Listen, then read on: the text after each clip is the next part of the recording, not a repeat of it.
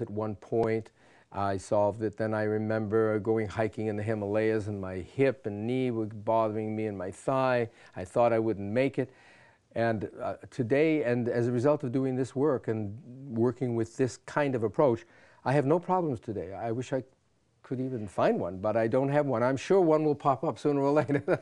It's inevitable, but as we speak, I have no problems. That's amazing. In the newspaper article... By the way, I also do race walking, as you know. Yes, you do. And that's a pretty, I mean, that's a fast-moving activity. It's a niche sport, so I won't talk about it, but it's my sort of fun Is it thing. popular? I mean... No, it's very rare, and only a few people do it who can match certain conditions, so you don't want to go that way. But if you don't mind getting back to the Himalayas, you said as you were walking and you were in pain, Yes. What came to you? I would stop, lie down on the floor and do those exercises, some of which I demonstrated and some of which are in my book. I would do those movements and feel better, and then I could walk the rest of the day. So did you? So I ended up walking 500 miles. So did you invent these movements, or did you? No, I didn't. I invented some, but I drew upon what we'll call the great chain of being, the great chain of movement history. In other words, drawing from yoga, Qigong, which I had studied. This is a beautiful Chinese system. Remember, 4,000 years old? Yes. The Chinese did this. This was their exercise. Chinese did it. Movements. This was how they maintained their health, even today. The Qigong is still in the system, even though it's unfortunately going out with too much sedentary sitting. That was how the Chinese did it, the yogis, yes, right? They did yoga. So I took all those and then the Feldenkrais movements and just kept, what do you call it, synthesizing, taking the best out of it, filtering it down, distilling it until I came up with some movements that were so efficient that anybody could do them. And it didn't require you 5 years of learning, 1 month. All right, when do you stop moving? Do you meditate? Yes.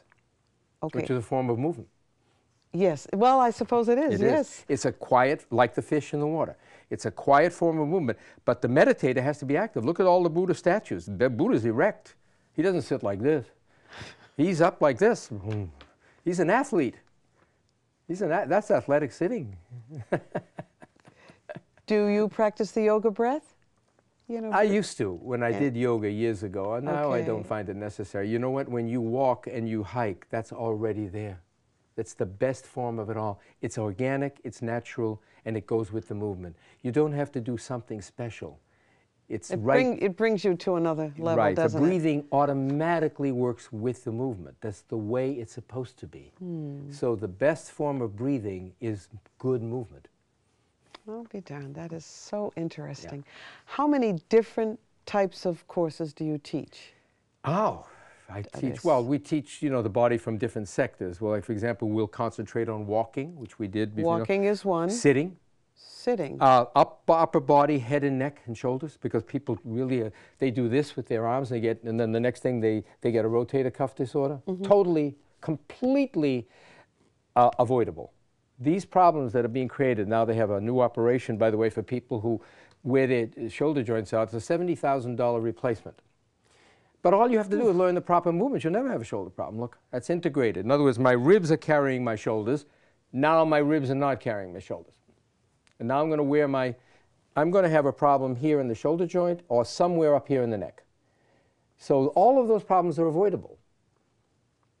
The new frontier of health and taking care of yourself will diminish the need for replacing joints, which, as good as it is, and helpful when you're really in pain, should not really have to happen, because you're still 20% down when you replace a joint.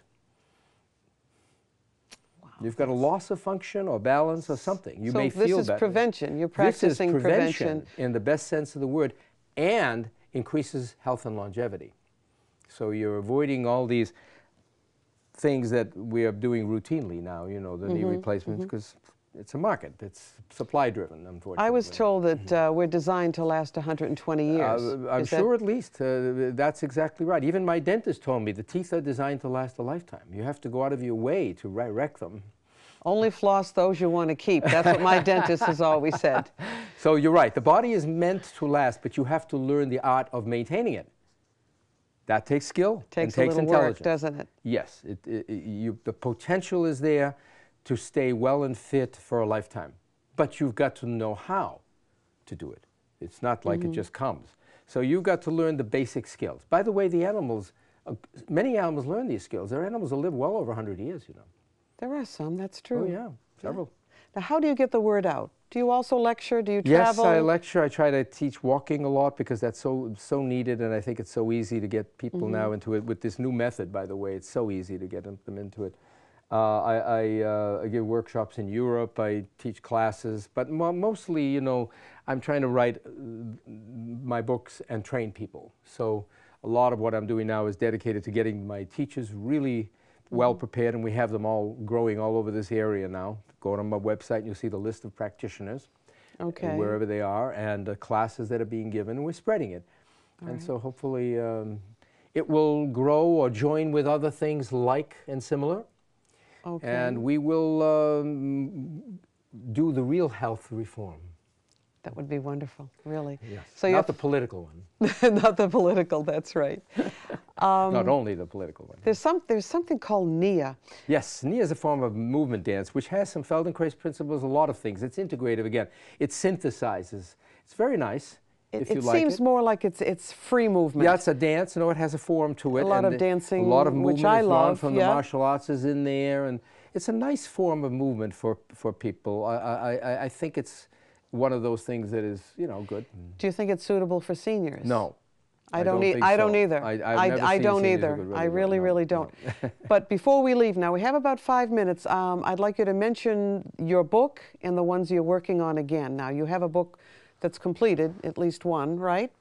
Yes, so this has been out for a few years now, and this is Instructions from Within. I mean, would this be a good starter for people that are interested? If you like a book. Some people will learn from a book because it has, you know, they sealed it up on me because when they shipped it, you see it has all the photos here? This book is loaded with photos. So it shows you the 6 core pathways, exercises with bands. It shows you all the sitting exercises. It shows you walking exercises. It has, you know, it has value from that point of view for somebody, and we made it so you could open it up and it doesn't close on you. So you can kind of look at it. The next version of the book is called Getting Better with Age, but that's going to have less photos and more, you know, book-like talk. Sure. But this one was made because it was almost like a manual. It is a manual to show how the system works. And all the exercises here, there are about 120 photos. And it covers everything. And it's easily understandable. And, yeah, and if you like a book. Yeah, correct. Most people can do it. The other one would be, Karen, it would be the DVD. Some people really like the DVD.